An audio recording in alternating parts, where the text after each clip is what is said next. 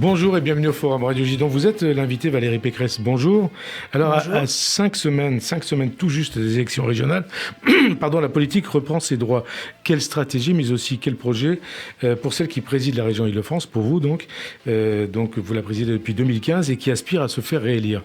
Et puis à 3 jours de la seconde phase du déconfinement, comment redonner confiance au pays, comment s'y répondre à l'attente des Français en matière de sécurité et comment restaurer l'autorité. Mais pour commencer, Valérie Pécresse, l'actualité de ce dimanche, marquée par la poursuite de ce nouveau conflit entre Israël et le Hamas, notamment à Gaza. Y a-t-il un risque que cela dégénère en France ? C'est évidemment une grande crainte. Moi, j'ai d'abord une pensée très chaleureuse pour toutes les victimes et leurs familles de cette poussée de violence en Israël. J'ai vu les pluies de bombes de l'organisation islamiste terroriste Hamas s'abattre sur Israël. J'ai vu évidemment Israël se défendre et c'était légitime, mais j'appelle aujourd'hui à la désescalade. À la désescalade parce que, vous le dites très bien, il en va de la stabilité d'Israël et de la Palestine, il en va aussi de la stabilité de toute la zone et aussi de l'exportation potentielle de ce conflit sur d'autres territoires et notamment sur le sol français. On va en parler, vous dites, j'appelle à la désescalade. Quelle peut être l'attitude de la France ? Qu'est-ce que vous attendez du gouvernement français d'Emmanuel Macron ? Comment aider, notamment, et surtout, à la relance du processus de paix ? Alors évidemment, nous voulons que l'Europe ait une parole forte et un rôle dans la réouverture du processus de paix. Mais ça, vous savez qu'on le dit depuis des dizaines d'années. Mais bien sûr, et je suis évidemment triste de voir, j'allais dire, la faiblesse de l'influence européenne sur ce processus aujourd'hui. Ça me rend triste. En même temps, je vois bien que avec les accords d'Abraham, avec l'influence américaine, il y avait une lueur d'espoir qui s'était fait jour. Je pense qu'il faut s'accrocher à cette lueur d'espoir. Il faut que les Palestiniens sortent de l'emprise du Hamas, qu'ils disent non au terrorisme. Et il faut aussi que le droit international soit pleinement respecté. Je suis très soucieuse sur Jérusalem, que le statu quo historique soit maintenu. Droit international, ça veut dire quoi ? Ça veut dire, concernant Jérusalem, vous venez d'en parler, ça veut dire quoi ? Ça veut dire... et je vous pose la question plus précisément, Jérusalem est depuis le début, depuis la création de l'État d'Israël, la capitale de l'État d'Israël. Est-ce que vous le contestez ou pas ? Les pays veulent se choisir leur capitale, c'est assez légitime comme aspiration. Mais Jérusalem n'est pas une capitale comme les autres. Et vous le savez très bien, il y a des accords de droit international qui aujourd'hui permettent la cohabitation pacifique de l'ensemble de la zone. Donc je crois qu'il ne faut pas remettre en cause ces accords et je crois que ça ne ferait qu'aviver les tensions. Avec des tensions aussi qu'on voit en Israël, dans les villes dites mixtes, entre juifs et arabes, qu'est-ce que ça vous inspire ? C'est une grande source d'inquiétude. Parce que, y compris, je m'excuse de vous interrompre, le président Rivlin, le président israélien, dit qu'il y a un risque de guerre civile. C'est pour cela qu'il faut absolument trouver le moyen de relancer le processus de paix maintenant et donner un espoir de création des 2 États que nous appelons de nos voeux. Bien sûr, ça passe d'abord par un préalable, la sécurité d'Israël, qu'elle soit assurée. Mais je crois qu'il faut poursuivre ce processus de paix. Nous y aspirons tous, nous Européens, et nous devons faire entendre notre voix plus puissamment aujourd'hui. Alors, vous parliez tout à l'heure des conséquences éventuelles ici en France. Jean-Luc Mélenchon, il estime que les débordements qui ont lieu dans la manifestation parisienne d'hier sont dus à ce qu'il appelle la provocation de Gérald Darmanin, qui avait interdit cette manifestation. Qui a raison ? C'est Jean-Luc Mélenchon ou c'est Gérald Darmanin qui a eu raison d'interdire cette manifestation, tout en autorisant d'autres manifestations dans d'autres villes de province ? Je crois que la décision de Gérald Darmanin a été proportionnée. Il a autorisé les manifestations dans les villes de province où l'ordre public était plus facile à assurer. Il les a interdits en Île-de-France. Et moi, rien n'aurait été pire que de revoir en Île-de-France les mêmes images qu'en 2014, lorsque les manifestants pro-palestiniens criaient mort aux Juifs. Ça, ce serait des images terribles pour la France. Alors justement, 2014, on a entendu des morts aux Juifs dans les rues de Paris. Une synagogue, celle de la rue de la Roquette, a été attaquée par des manifestants de ces manifestations pro-Gaza de juillet 2014. Et puis hier, Julie Garnier, qui est candidate sur la liste LFI de Clémentine Autain, elle était sur plateau de BFM. Et qu'est-ce qu'elle a dit ? Elle a dit que ce qui a été dit justement sur ces manifestations de 2014 était des fake news. Elle dit on n'a jamais entendu mort aux Juifs, on s'en est jamais pris aux Juifs. Ce n'était pas des manifestations à caractère antisémite. Donc elle est candidate contre vous, hein, notamment. Et vous le savez, il y a aujourd'hui en Île-de-France une frange islamo-gauchiste qui est aujourd'hui en train de basculer dans l'antisémitisme. Et alors, souvent, on précise les choses, hein. Frange islamo-gauchiste. Vous parlez de la liste Clémentine Autain ? Alors, les islamo-gauchistes, on les retrouve sur la liste LFI, on en retrouve sur la liste des Verts aussi. Et parce des Verts, on précise, de Julien Bayou. Absolument. Des EELV, comme ils s'appellent, qui sont d'abord gauchistes avant d'être écologistes. Et c'est pour ça qu'une partie d'ailleurs des écologistes sincères sont en train de les quitter pour venir s'allier avec moi. Je pense au mouvement des écologistes indépendants de Antoine Vechter, je pense à l'Union centriste écologique de Jean-Christophe Madrol. Ils viennent aujourd'hui avec moi sur ma liste, parce qu'ils disent les vrais écologistes, c'est ceux qui parlent d'écologie. C'est pas des gauchistes qui ont un substrat idéologique d'extrême gauche. Je vous reprends sur ce que vous disiez sur les... D'ailleurs, Madame Hidalgo l'a dit. Madame Hidalgo a dit, ces Verts-là ont un problème avec la République. Ce n'est pas moi qui le dis, c'est Anne Hidalgo, leur alliée à la ville de Paris. Et est-ce que vous diriez que ces Verts, que certains de ceux qui sont sur la liste de Clémentine Autain ont un problème avec l'antisémitisme ? Écoutez, moi ce que j'ai vu, c'est que j'ai vu que Julien Bayou, lorsqu'il y a eu la manifestation à la mémoire de Sarah Halimi, qui demandait à ce que son assassin soit jugé, eh bien Julien Bayou, lui, il avait week-end en famille. C'est ce qu'il a dit, week-end en famille. Eh bien, j'ai vu aussi qu'un certain nombre de membres de EELV ont participé à la manifestation du 10 novembre 2019, organisée par le collectif contre l'islamophobie en France. Vous savez, le fameux CCIF. Alors c'est quoi le CCIF ? C'est une organisation qui a été dissoute par le gouvernement à la suite de l'assassinat de Samuel Paty à Conflans-Sainte-Honorine à cause du rôle que le CCIF, le comité consultatif contre l'islamophobie, avait joué en appelant à la haine contre ce professeur qui a fini décapité par les islamistes. Donc vous voyez, il y a des ambiguïtés aujourd'hui chez EELV qui doivent absolument être levées.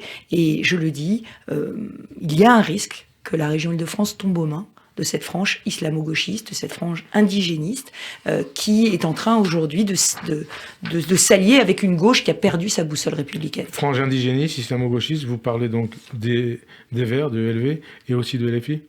Et absolument, on les retrouve dans les deux partis. Alors, on reparlera des élections régionales un peu plus tard. D'abord, l'actualité franco-française et donc cet objectif de 20 millions de personnes vaccinées mi-mai qui avait été donné par Jean Castex, qui a été atteint hier.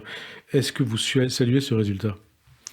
Il y a une vraie accélération de la vaccination et je m'en félicite parce que, vous le savez, la région Île-de-France était la plus touchée. Elle est la plus touchée par la pandémie et elle était la région la moins vaccinée. Donc ça fait des semaines que je demande qu'on vaccine davantage chez nous. Alors pourquoi on était les moins vaccinés ? C'est parce que l'enfer bureaucratique existe en France et que comme nous sommes la région la plus jeune de France, eh bien on avait moins de vaccins puisqu'on avait moins de personnes âgées. Mais c'est pas comme ça qu'on aurait dû calculer les vaccins. On aurait dû donner la priorité aux régions où il y avait les plus de personnes en réanimation, donc ça, les plus de personnes hospitalisées. Donc 20 millions de vaccinés aujourd'hui. Jean Castex dit dans un mois, 15 juin, l'objectif c'est de vacciner 30 millions de personnes. Est-ce que vous y croyez ? Et puis il dit aussi, fin de l'été, comme Emmanuel Macron, tous les Français qui auront voulu se faire vacciner le seront. Vous croyez à ça ou pas ? En tout cas, moi, je veux y croire. Moi, je considère que la parole politique est une parole qui doit se traduire en actes. C'est ce que j'ai fait dans mon mandat.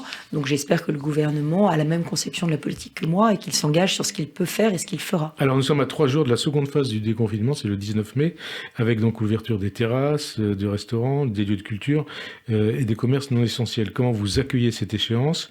Et puis aussi... Autre question qui est liée à ça, est-ce que vous êtes favorable à ce qu'il y ait des dérogations permettant l'ouverture des commerces le dimanche pour notamment compenser les fermetures qui ont eu lieu en début d'année ?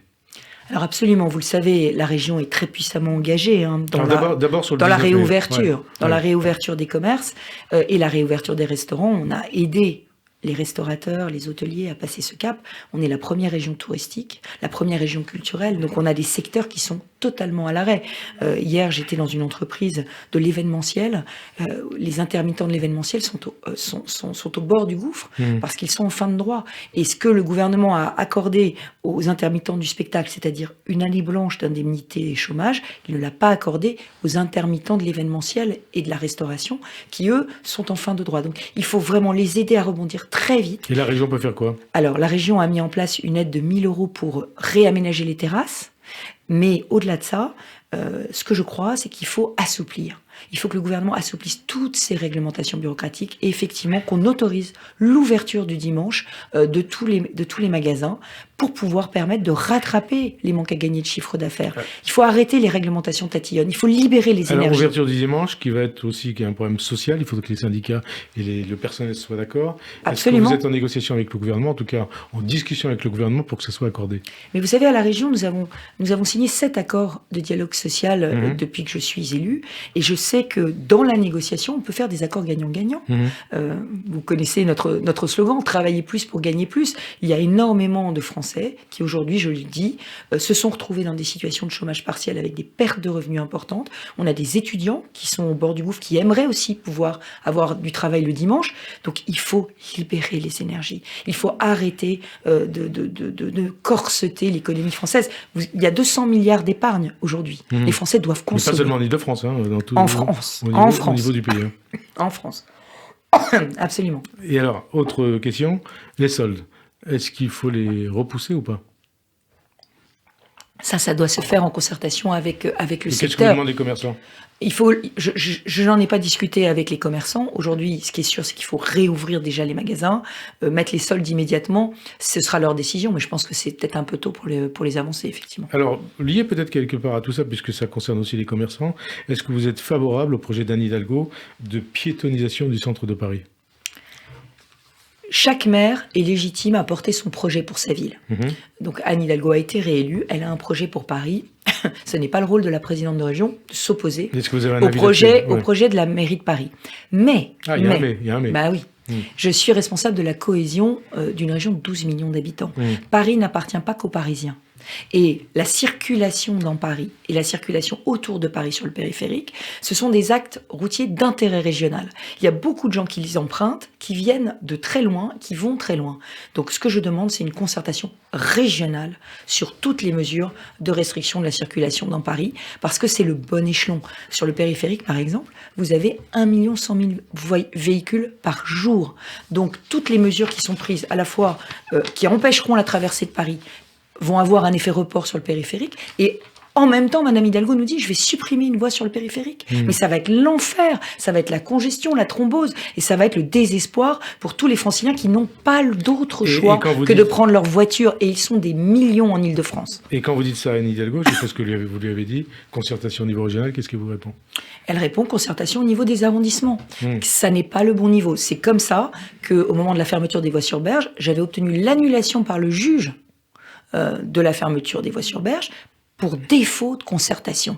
Donc cette fois-ci, l'État doit se porter garant du fait que la concertation aura lieu au bon niveau, c'est-à-dire au niveau régional. Autre thème d'actualité qui concerne aussi la région, Valérie Pécresse, c'est le thème de la sécurité qui revient en force dans le débat après notamment l'assassinat terroriste de cette fonctionnaire de police à Rambouillet, de celui de ce policier à Avignon, ou encore de ces violences urbaines et ces rixes dans les quartiers qui peuvent parfois conduire à des meurtres. Comment répondre à l'attente des Français en matière de sécurité? Est-ce que c'est un problème d'autorité? Est-ce que c'est un problème de police? Est-ce que c'est un problème de justice? Ou est-ce que c'est un problème d'exécution des peines? Il y a une crise vous répondez ce que vous voulez. Hein. Il y a une crise d'autorité dans ce pays. En 2019, j'appelais à un choc d'autorité. Et le problème, c'est que sur les questions de sécurité, d'immigration, de terrorisme, le en même temps, ça ne marche pas. Le en même temps ne marche pas. Qu'est-ce que vous appelez le en même temps? Le en même temps, c'est dire je vais mettre plus de policiers.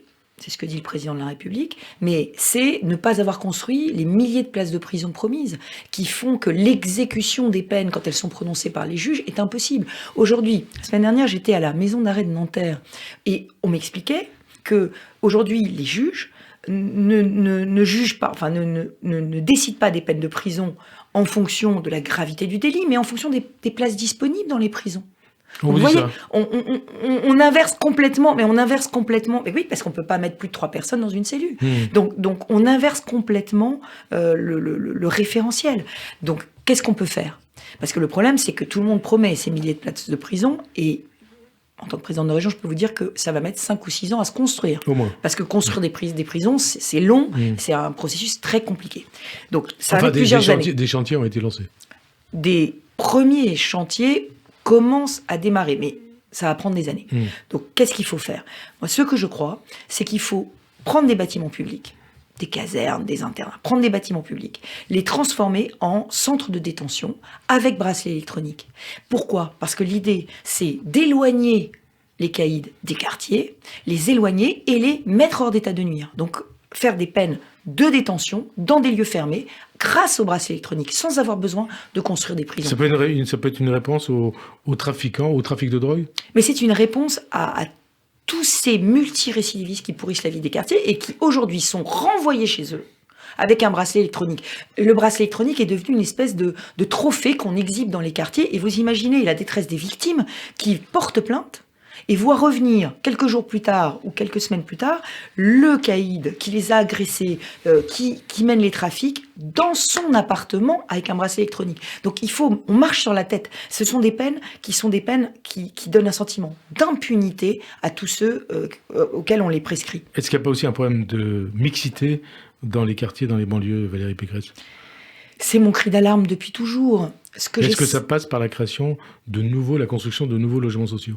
Alors, ce que nous faisons en Île-de-France, depuis que je suis élue, j'ai mis en place ce qu'on appelle le plafond anti-ghetto. Le plafond anti-ghetto, ça veut dire quoi? Ça veut dire qu'il faut arrêter de concentrer au même endroit toute la détresse sociale et évidemment les nouveaux arrivants, c'est-à-dire les personnes les plus pauvres de la société, tous les migrants, dans les mêmes quartiers. Ça n'est plus possible. Il faut refaire des villes équilibrées. Les villes équilibrées, avec une stratégie de peuplement, ça veut dire quoi? Ça veut dire pas plus de 30% de logements très sociaux dans un quartier.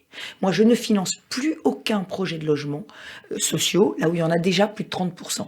Et pourquoi? Mais ça veut dire que dans les autres villes, on peut parler des villes privilégiées d'Île-de-France, comme Neuilly, et ainsi de suite, il y a moins de 20% de logements sociaux. Qu'est-ce qu'il faut faire? Il faut en construire. Il faut que les maires acceptent aussi. Il faut en construire.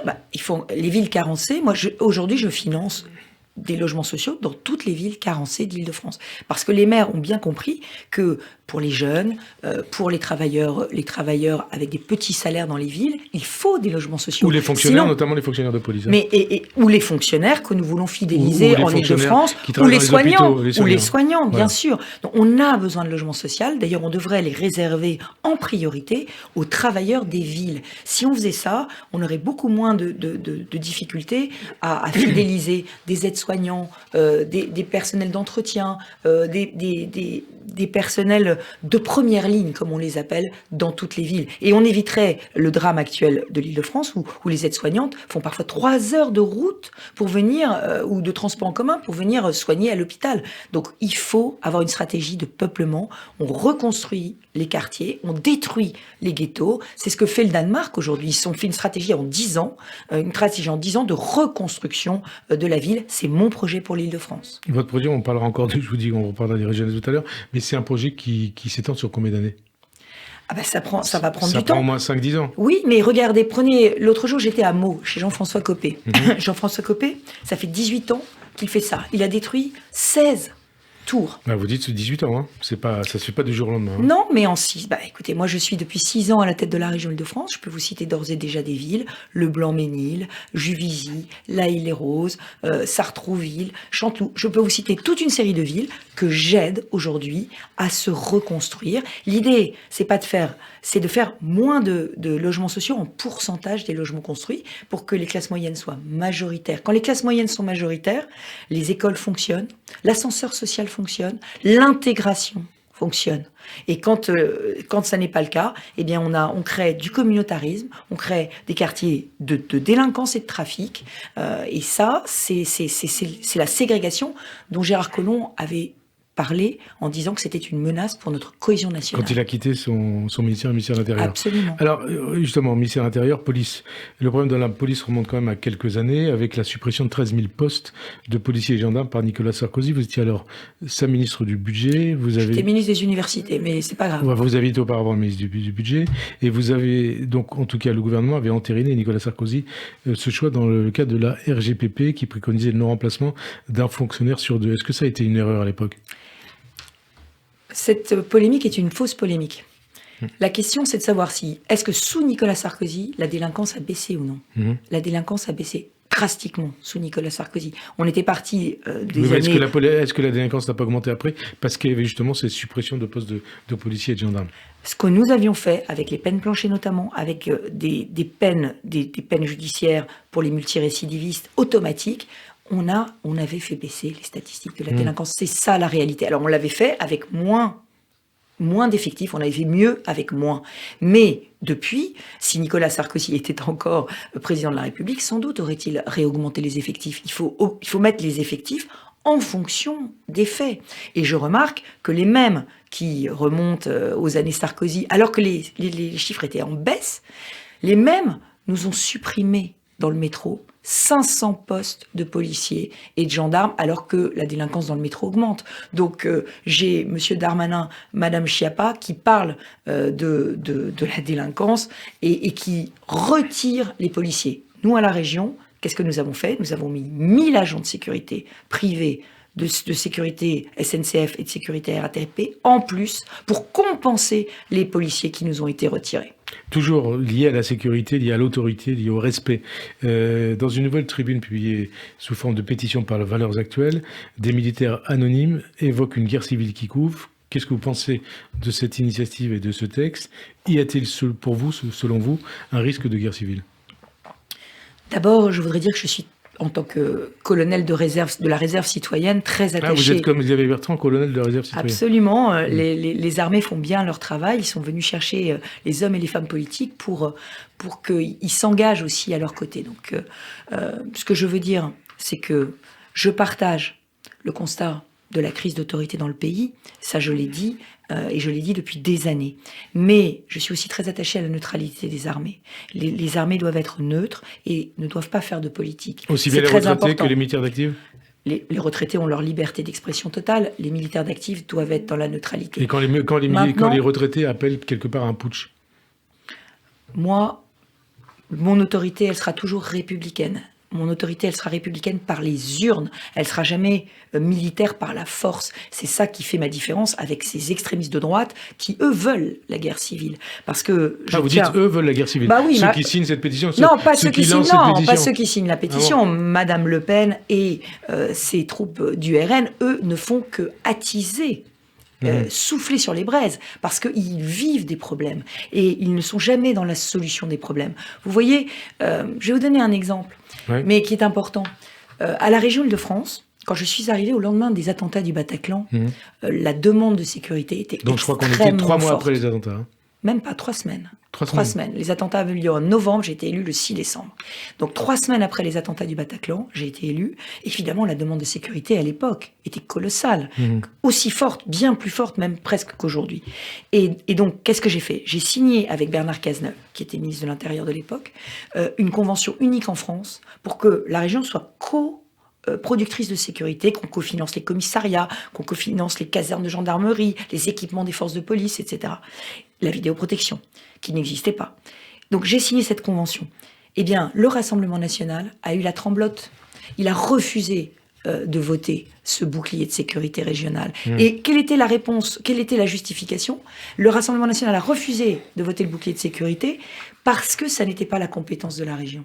Et aujourd'hui, les mêmes viennent nous expliquer que la région peut tout faire en matière de sécurité. C'est de l'hypocrisie. Mais c'est normal, parce que à chaque fois qu'on règle les problèmes, il n'y a plus de Rassemblement national. Et qui règle les problèmes ? C'était Nicolas Sarkozy en son temps. C'est aujourd'hui Valérie Pécresse en Île-de-France. Et c'est pas Jean Castex et Emmanuel Macron. Eux, ils ont retiré 500 policiers du réseau de transport. Alors, vous disiez ces personnalités d'extrême droite, ou je ne sais plus quel est le terme que vous avez employé, qui appellent à... Qui soufflent sur les braises. Qui soufflent sur les braises. C'est Jean Castex qui dit ça. C'est une tribune politique d'extrême droite. Appelons un chat un chat. avant de critiquer Jean Castex, l'anonymat des signataires. Est-ce que vous l'approuvez ? Il ne faut pas minimiser la situation. Moi, je crois qu'il y a besoin d'un choc d'autorité dans le pays. Et je crois que ce choc d'autorité, il passe par une chaîne d'autorité qu'on va complètement reconstruire. On a parlé beaucoup de la police nationale, mais moi je crois que les polices municipales ont un rôle énorme à jouer dans la sécurité publique. C'est pour ça que je plaide pour des polices municipales obligatoires dans toutes les villes de plus de 10 000 habitants. La région les aide à se former, les aide aussi à s'armer. Et là aussi, c'est une faute politique pour moi qu'à Paris, la police municipale, qu'envisage enfin la mairie de Paris, ne soit pas armée. Parce que vous imaginez, avec toutes les rixes de bande, avec tous les désordres, avec tous les attentats qui sont commis à Paris, si la police municipale parisienne était armée, ce serait un soutien très fort pour la police et un soutien très fort pour la justice. Et c'est aussi pour ça que je plaide pour la vidéoprotection. Je plaide aussi contre le risque terroriste, pour de la reconnaissance faciale aux entrées des grandes gares, pour que les terroristes recherchés puissent être démasqués. On a les moyens technologiques. Et dans un certain nombre de pays, je pense à Israël par exemple, il y a une prise en compte de ce risque terroriste qui est bien plus efficace que chez nous. Alors vous parliez de Marine Le Pen il y a quelques instants. Eh bien, dans l'actualité de ce dimanche, il y a ces révélations du journal du dimanche concernant l'enquête de l'Office central de lutte contre la corruption et les infractions financières et fiscales qui vise le Rassemblement national et Marine Le Pen. Un système organisé frauduleux de détournement de fonds européens à son profit par le biais d'emplois fictifs d'assistants parlementaires acquise donc l'Office. Qu'est-ce que ça vous inspire, Valérie Pécresse ? Est-ce que ça disqualifie le Rassemblement national ? Ce qui est certain, c'est que ce genre de pratiques sont totalement inacceptables et voilà, ça en dit long sur le cynisme et les méthodes du Rassemblement national. Ça le disqualifie ou pas ? Mais vous savez, et sur ces méthodes et sur cette affaire qui est tout à fait scandaleuse, mais moi je voudrais aller sur le fond, parce que vous savez, le Front National essaye aujourd'hui. D'ailleurs, vous dites Front National ou Rassemblement National ? Moi, je n'aime pas ce mot rassemblement parce que j'ai commencé ma carrière politique, ma vie politique, dans un parti qui s'appelait le Rassemblement pour la République. Donc pour moi, le Rassemblement, il est à droite et il ne sera jamais à l'extrême droite parce que l'extrême droite n'arrivera jamais à rassembler. Elle est là pour diviser. Et attendez, Rassemblement National ou Front National, c'est un parti républicain ou pas ? Ce que je crois, c'est qu'il faut toujours ouvrir les placards du Rassemblement national. Parce que pour moi, le Rassemblement national ou le Front national, c'est comme dans le Chaperon rouge. C'est le loup qui se déguise en grand-mère. Et donc, on a Madame Le Pen qui essaye de dédiaboliser... Qui est la grand-mère ? Qui est le loup déguisé en grand-mère et qui essaye de dédiaboliser son parti. Mais si on ouvre les placards, qu'est-ce qu'on retrouve ? On retrouve Jean-François Jalc, sur la liste de M. Bardella aux Européennes, Jean-François Jalc, qui a tenu en 2000 des propos négationnistes sur les chambres à gaz. On retrouve Axel Lousteau, qui était assis à côté de Jordan Bardella pendant 6 ans au Conseil régional. Axel Lousteau, ami de M. Dieudonné, qui, lorsque nous baptisons l'hémicycle Simone Veil, l'hémicycle du Conseil régional, du nom de Simone Veil, sort de l'hémicycle pour ne pas avoir à rendre hommage à Madame Simone Veil. Donc voilà, il faut jamais oublier ce qu'est le Rassemblement national, parce que quand on ouvre les placards, eh bien on s'aperçoit que les antisémites sont toujours là. Auprès de Marine Le Pen. Toujours là, élue au Parlement européen, élue au Conseil régional d'Île-de-France. Et Marine Le Pen, pour vous, elle est raciste, elle est antisémite ? Moi, je n'accuse pas les personnes individuellement. Je les juge sur leurs actes, je les juge sur leurs amis, et je les juge sur ceux avec qui ils s'allient. Autre question du jour. Dans une note du Haut Commissariat au Plan, François Bayrou, qui est relayée aujourd'hui par le journal du dimanche, François Bayrou souligne l'urgence d'une nouvelle politique familiale pour, dit-il, préserver notre natalité et pour assurer notre avenir démographique. Alors il propose, comme cela a été fait en Allemagne, d'accueillir des personnes d'autres pays, en gros des étrangers. Qu'est-ce que ça vous inspire ? Je crois aujourd'hui qu'il faut au contraire aller vers un moratoire sur les flux migratoires tant qu'on n'arrive pas à intégrer les populations que nous accueillons. Mais sur cette question de la politique familiale, François Hollande a détricoté méthodiquement tous les leviers de la politique familiale. Et Emmanuel Macron, depuis qu'il est arrivé, n'a rien fait pour retricoter cette politique familiale. Alors bien sûr, on a besoin d'aider les familles. Et on va en avoir besoin encore plus après la Covid. Parce que vous le savez bien, il y a une baisse du moral des ménages. Plus une vraie préoccupation sur l'avenir de la planète et sur la démographie. Donc il faut qu'on donne aux familles des conditions d'accueil de leurs enfants qui soient meilleures. C'est pour ça que la région s'engage aujourd'hui à financer des crèches, à financer des lieux pour permettre aux femmes de travailler et d'avoir des enfants en même temps. Parce que derrière la question de la politique familiale, il y a évidemment la question de l'équilibre familial et du travail des femmes. Alors dans 5 semaines, les élections régionales, on a déjà parlé depuis le début de cette émission, notamment donc en Ile-de-France. Est-ce que vous êtes certaine en Ile-de-France donc de pouvoir gagner seule ? J'ai fait le choix de la clarté. Et ce choix de la clarté et des convictions, je vais le tenir jusqu'au bout. Pourquoi je suis candidate ? Je suis candidate parce qu'il faut tenir le cap. J'ai fait une rupture en 2015, une rupture écologique. J'ai fait prendre le tournant de l'écologie à la région. Sécuritaire, j'ai fait prendre le tournant de la sécurité à la région. De bonne gestion, j'ai fait 2 milliards d'euros d'économie. J'ai fait la révolution des transports. Tout ça, il faut continuer. Mais la question, il faut continuer. Non, mais je vous le dis, il faut continuer, il faut tenir ce cap. Et aujourd'hui, il y a un risque. Il y a un risque parce que je suis prise en étau entre 2 extrêmes. L'extrême droite, qui veut me faire perdre, et l'extrême gauche, qui va s'allier avec la gauche, une gauche qui a perdu sa boussole, donc qui est prêt à s'allier avec des indigénistes, des islamo-gauchistes, des décroissants. Et si l'Île-de-France tombait aux mains de cette gauche-là, ce serait une catastrophe, non pas seulement pour la région, mais pour la France, parce qu'on est la région capitale. Donc la seule solution pour vous, c'est de vous allier avec la REM au second tour ? Non, la seule option que j'envisage, c'est le choix de la clarté des convictions. Je vais faire une liste de très larges rassemblements autour de moi. Sur cette liste, il y aura des gens qui partageront mes convictions. J'amènerai cette liste du premier au second tour. Je ne peux pas m'allier avec LREM. Et je vais vous dire pourquoi je ne peux pas m'allier avec LREM. Parce que je ne sais pas quelle est la ligne politique d'Emmanuel Macron. Je ne sais pas ce que c'est que le en même temps. Je ne sais pas ce que c'est qu'un parti qui investit à Montpellier une femme voilée proche des frères musulmans. Ça n'est pas un parti avec lequel je peux faire une alliance. Et dont l'investiture a été dénoncée, et donc elle n'est plus candidate au nom de l'AREM. Mais elle a été dénoncée parce que cette femme a été dénoncée. Ouais. Donc vous voyez, il faut que l'opinion publique s'en mêle. Si au sort du premier tour, vous voyez qu'il y a un risque que vous soyez battu au second. Eh bien, ce sera à l'AREM de prendre ses responsabilités, faire élire les extrêmes dans les Hauts-de-France, faire élire les extrêmes, l'extrême gauche en Ile-de-France. Ce sera la responsabilité de l'AREM. Moi, je pars avec mes équipes. Au premier, au deuxième tour, il n'y aura pas d'alliance. À l'AREM de prendre ses responsabilités, c'est-à-dire de se désister en votre faveur, ne pas être au second tour ? À eux de prendre leurs responsabilités. J'entends beaucoup de gens de l'AREM nous expliquer que leur combat, c'est la lutte contre les extrêmes. Et je les vois au même moment essayer de faire battre Xavier Bertrand, essayer de me faire battre en Ile-de-France. Donc, ça veut dire quoi ? L'AREM essaie de vous faire battre ? Bien sûr.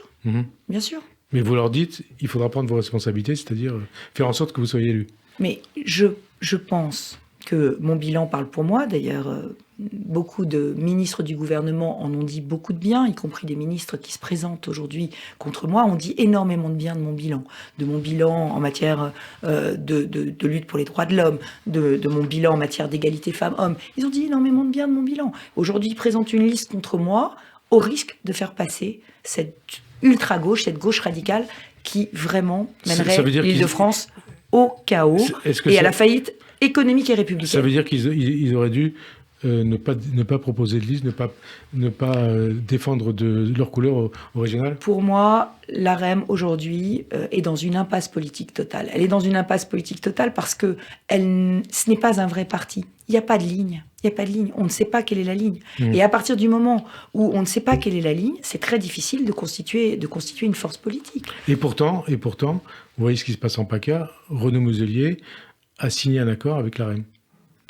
Et il est dans le même cas que vous. Moi, je ne sais pas ce qui se passe dans la région Sud. Je ne sais pas ce qui se passe dans la région Sud. Ce que je sais, c'est qu'en Ile-de-France, sur ma liste, il y aura des personnes qui quittent l'AREM pour me rejoindre. Il y aura des personnes qui quittent le MoDem pour me rejoindre. Parce qu'ils ne comprennent pas cette stratégie de LREM de prendre le risque de faire passer l'ultra-gauche. C'est un vote inutile, et donc ceux qui veulent le vote utile viennent et me rejoignent. Mais ça veut dire que pour vous, je vous repose la question, l'AREM n'aurait pas dû présenter de liste ?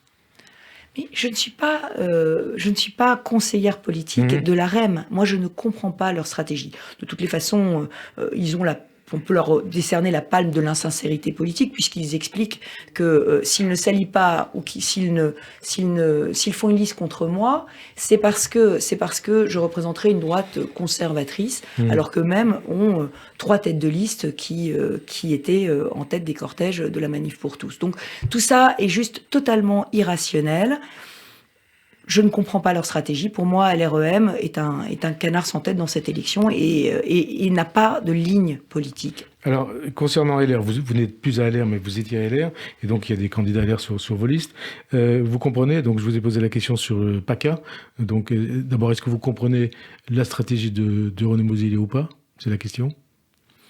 Moi, je crois qu'il a fait une erreur. Je pense qu'il aurait dû gagner sur sa clarté, ses convictions, son bilan, son projet pour la région. Une régionale, vous savez, c'est un projet pour un territoire. Moi, je ne me trompe pas d'élection.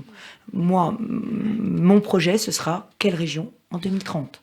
Et comment est-ce qu'on assure les valeurs de la République, l'autorité et l'efficacité sur un territoire qui est dans les turbulences économiques, sociales, mais aussi migratoires, sécuritaires. Donc, vous parlez d'Île-de-France. Hein. Absolument. Et concernant la Bourgogne aussi, il y a une alliance qui fait beaucoup parler, qui fait polémique. C'est l'alliance de Gilles Platré, qui est vice-président de LR, avec Debout la France. Qu'est-ce que vous en pensez ? Je vous rappelle que je ne suis une femme libre et que je ne suis pas aux Républicains. Mais quand même, moi, je n'ai pas d'alliance avec Nicolas Dupont-Aignan. Mais il y a quelques souverainistes qui ont quitté Dupont-Aignan quand il a appelé à voter Marine Le Pen, qui ont rejoint ma liste. Moi, je fais une liste Île-de-France rassemblée. Donc, tous ceux qui croient dans mon projet et qui croient dans mes valeurs, dans mes idées, sont appelés à me rejoindre. Concernant Xavier Bertrand, est-ce que vous comprenez son choix d'être candidat régional? Il veut gagner les régionales, sinon il dit comme vous d'ailleurs, je quitterai la politique, tout en ayant d'ores et déjà annoncé qu'il sera candidat à la présidentielle. Est-ce que vous comprenez ce choix? Est-ce qu'on peut être candidat régional et puis ensuite dire je vais faire autre chose? Xavier Bertrand a fait le choix d'une stratégie, a fait le choix d'un calendrier. Moi, aujourd'hui, en Île-de-France, je ne me trompe pas d'échéance. Parce que je le redis, si l'Île-de-France basculait aux mains de cette alliance de l'ultra-gauche, ce serait dramatique. Ah, l'ultra-gauche. Et il y a un risque que ça bascule aux mains de l'ultra-gauche ou aux mains de l'extrême droite, l'Île-de-France? En Île-de-France, il est vraisemblable que l'extrême droite sera 2e derrière moi. Donc, c'est quand même... Les extrêmes sont très puissants. Aujourd'hui, dans cette élection, ils ne peuvent pas faire l'élection. Et donc, moi, j'appelle tous ceux qui veulent tenir le cap en Île-de-France de l'écologie, de la sécurité, de l'égalité des chances aussi. Parce que j'ai trouvé 200 lycées vétustes qui n'avaient pas été entretenus par la gauche, qui donnent des leçons aujourd'hui sur la jeunesse. Mais est-ce que vous pensez que la jeunesse d'Île-de-France, quand elle allait à Ris-Orangis, à Villeneuve-le-Roi, dans des lycées vétustes, elle croyait en son avenir? Donc oui, j'ai pris à bras-le-corps cette question de l'égalité des chances. Parce que si on veut réussir l'intégration, si on veut que les jeunes d'Île-de-France aiment leur pays, eh bien il faut aussi leur donner des bonnes conditions d'études et de la dignité. Sur la présidentielle, donc je vous posais la question sur Xavier Bertrand. Vous-même, si vous êtes élu, est-ce que vous serez candidate ensuite à la présidentielle? Mais c'est pas une question que je me pose. C'est pas une question que je me pose parce que je ne me trompe pas d'échéance et je ne me trompe pas d'étape. Et la région Île-de-France, pour moi, c'est un enjeu en soi. C'est ma passion. Je veux que cette région tienne le cap. Et je m'engage à ce que, si je suis réélue, pendant 6 ans, ce cap des valeurs de la République, de la laïcité, soit tenu. Soit tenu par vous ou par quelqu'un d'autre? Soit tenu par moi et mes équipes. Mais je veux... D'abord, je vais faire élire une équipe, mais je vous donne un exemple. Aujourd'hui, je suis attaquée par toujours le CCIF, le comité contre l'islamophobie en France. Je suis attaquée, ils ont saisi la défenseure des droits. La défenseure des droits me menace de procédure judiciaire parce que dans les îles de loisirs de la région, j'ai interdit les baignades habillées et donc le burkini. Et j'ai le CCIF et la défenseure des droits qui m'accusent de discrimination pour des motifs religieux. Mais c'est l'inverse, c'est tout l'inverse. Moi, je défends la République, je défends le maillot de piscine, qui est celui qui ne fait, aucune différence entre les religions. Eh bien, j'ai demandé au Conseil régional au groupe de me soutenir. Ni les Verts... Au groupe, au pluriel. Au groupe, avec un S. Ni les Verts, ni le Front de gauche non voté l'interdiction du burkini et l'interdiction. Le Parti socialiste, oui, il l'a voté. Mais vous voyez bien que le Parti socialiste aujourd'hui ne peut pas gagner l'Île-de-France tout seul, et donc il va s'allier avec cette gauche-là. Bien au-delà de ce qu'a fait Anne Hidalgo à Paris, avec la LFI de Clémentine Autain. Clémentine Autain, dont je rappelle que son parti avait invité Tariq Ramadan en 2015, entre les deux tours, pour me faire battre. Alors, je veux parler quand même, j'ai envie qu'on parle un peu de vous. Le Point de cette semaine, il s'interroge en une sur votre avenir, enfin, à travers un dossier aussi d'une dizaine de pages, avec une interview de fond que vous lui avez accordée. Et le titre de une, c'est quoi? Et si c'était Valérie Pécresse, la présidente? Est-ce que vous avez, je vous repose la question, est-ce que vous avez cette envie d'être candidate à la présidentielle? Et quand vous avez vu cette une, comment vous avez réagi? Qu'est-ce que ça vous a fait? Et si c'était Valérie Pécresse, la présidente? Présidente de l'Île-de-France à front. Présidente de l'Île-de-France à front. Présidente de la République, hein, voilà. Je vais répondre. Ce que je veux pour ma région, je le veux pour le pays. Je veux détruire les ghettos. Je veux intégrer toutes nos populations qui arrivent d'ailleurs. Je veux de l'autorité, je suis une femme d'ordre. Je veux aussi beaucoup plus de liberté. Je veux la fin de l'enfer bureaucratique. Vous savez, pendant la crise Covid, les régions ont été beaucoup plus agiles que l'État. On a été beaucoup plus agiles que l'État parce que nous n'avions pas de frein. Et quand je vois aujourd'hui le gouvernement qui s'attaque à l'ENA et qui veut faire des hauts fonctionnaires, les boucs émissaires, des préfets, les boucs émissaires, qui veut politiser la haute fonction publique, je dis attention. Si on enlève l'éthique du service public dans le pays, on ne se relèvera pas plus fort, on se relèvera affaibli. Et si c'était Valérie Pécresse, la présidente de la République? C'est le point qui s'interroge. C'est pas une question que je me pose aujourd'hui. Vous la posez, Monsieur Aziza, je comprends. Non, parce que vous dites aujourd'hui. Ça veut dire que après les régionales, vous y penserez peut-être, vous y penserez sans doute. Ce à quoi je penserai après les régionales, c'est à aider ma famille politique, la droite, à se reconstruire. Vous parliez des Républicains. Je crois qu'après les régionales, il faudra qu'on reconstruise un très grand parti de la droite et du centre, en faisant revenir tout le monde. Vous avez parlé de Xavier Bertrand, vous avez parlé donc des Républicains. Je crois qu'il faut qu'on se rassemble tous pour essayer de trouver une alternative à ce duel dont les Français ne veulent pas, le duel Macron-Le Pen. Et vous dites d'ailleurs dans le point, il faut sortir la France de cet étau Le Pen-Macron. Quand même, vous dites il faudra reconstruire un grand parti. Est-ce que la présidentielle, le choix du candidat ou de la candidate à la présidentielle, ça doit passer obligatoirement par une primaire? S'il n'y a pas de leader naturel, il faudra évidemment... Aujourd'hui, c'est pas Xavier Bertrand le leader naturel. On verra dans quelques temps. S'il n'y a pas de leader naturel, il faudra un système de départage des candidats. Et l'intérêt de mettre une primaire en place, c'est de montrer la Dream Team de la droite et du centre. Parce que, mine de rien, nous avons des talents incroyables. Et avec des idées politiques très diverses. Donc ce serait un moment très fort pour les Français de se rendre compte qu'à droite, il y a de la compétence, à droite, il y a des idées, et qui sont un vrai rempart contre le Rassemblement national, et qui sont beaucoup plus en phase avec ce que les Français attendent. Parce que ce serait la primaire qui permettrait de voir ça? Absolument. Et ce que je crois, et une primaire qui devrait être lancée quand? Ce que je crois, à l'automne, mais ce que je crois, monsieur Aziza, c'est que les solutions de la droite sont les bonnes pour la France.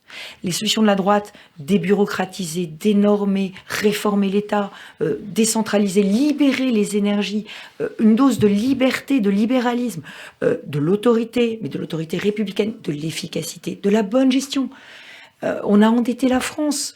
Nous sommes sous morphine. Alors, il fallait une dose de morphine pendant la crise. Mais comment le malade va-t-il se réveiller? Comment est-ce qu'on va pouvoir relancer le pays sans faire une vraie réforme de l'État? Donc, il y a besoin des solutions de la droite. Celui qui apparaît comme le malade aujourd'hui, c'est le parti Les Républicains.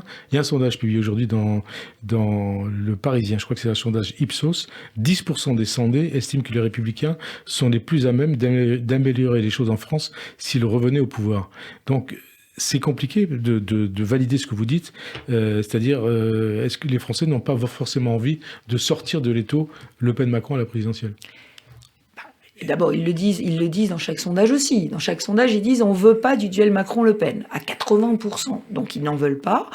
Ce que Emmanuel Macron a réussi à faire, et ça, il faut lui en donner crédit, c'est qu'il a réussi à tuer les partis politiques. Il a réussi à tuer le Parti socialiste, il a réussi à affaiblir les Républicains, mais Mais je l'ai dit, LREM n'est pas un parti politique, il n'a pas de ligne. Je veux dire, non, mais sur le sondage, 10% des Français considèrent en gros que les Républicains sont crédibles. Est-ce que vous faites partie des... Mais je ne suis pas aux Républicains, monsieur Aziza. Non, vous en avez fait partie. Ce que je crois, c'est que la droite est crédible. Ce que je crois, c'est que les présidents de région sortants sont crédibles. Parce que ce que demandent les Français, c'est de la politique par la preuve. Madame Pécresse parle d'autorité, a-t-elle fait une politique d'autorité? Elle parle d'écologie, qu'a-t-elle fait pour l'écologie? Elle parle des droits des femmes, qu'a-t-elle fait pour les droits des femmes? Nous avons tous dans nos régions des bilans à montrer. Et je crois qu'après les régionales, il faudra, si les Français nous font crédit de ça, de ce bon bilan, de ces projets qui sont enthousiasmants, mon projet pour l'Île-de-France 2030 est un projet d'espoir, un projet pour faire rêver les Franciliens d'un avenir meilleur. Donc si on nous fait confiance dans nos régions, eh bien nous nous rassemblerons et nous construirons cette Dream Team de la droite et du centre. Et on entend cette petite musique, aussi bien à gauche qu'à droite, qui met sur le même plan Emmanuel Macron et Marine Le Pen. Est-ce que c'est le cas pour vous? Est-ce que pour vous, Macron et Le Pen, c'est pareil? Et qu'est-ce que vous faites en cas de second tour, Macron-Le Pen? Mais il n'y aura pas de second tour Macron-Le Pen, monsieur Aziza. J'en suis persuadée. J'en suis persuadée. Mais j'ai pris mes responsabilités en 2017. Mais aujourd'hui, ce que je sais, c'est qu'il n'y aura pas de second tour Macron-Le Pen parce que les Français veulent autre chose, ils aspirent à autre chose. Et nous devons construire cette alternative tous ensemble. Et cette alternative, elle va d'Hervé Morin à Laurent Wauquiez, à Bruno Retailleau, à Xavier Bertrand. Cette alternative, Rachida Dati, elle ressemble à la France. Dream Team, vous parlez de Dream Team, on a l'impression que vous dites une Dream Team autour de moi, autour de vous.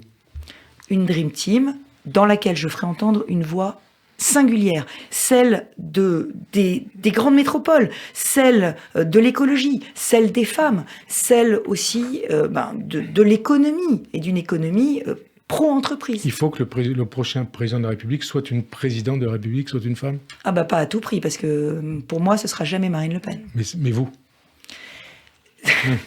C'est un drôle d'argument. Les arguments, pour moi, c'est la compétence et c'est les convictions. Et c'est ça, et le tempérament, le caractère. Merci en tout cas Valérie Pécresse d'avoir répondu à notre invitation. Bonne fin d'après-midi sur Radio J et à dimanche prochain. Merci. Merci monsieur Aziza.